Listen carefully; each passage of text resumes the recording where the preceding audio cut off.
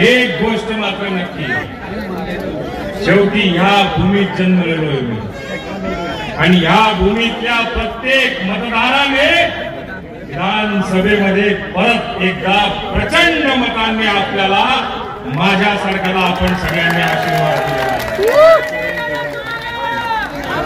या सगळ्याच्या मध्ये आता मात्र आपली सगळ्यांची जबाबदारी वाढलेली।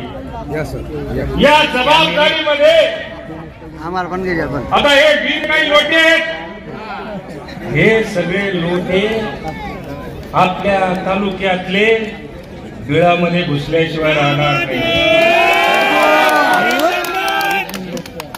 हे बिळात घुसलेले लोटे जे आहेत, काही काही बिळात घुसलेले नाग जे आहेत, ते आपल्यात राहतात, आपल्या जीवावर खातात, आपल्या तालुक्याच्या जीवावर पोट भरतात।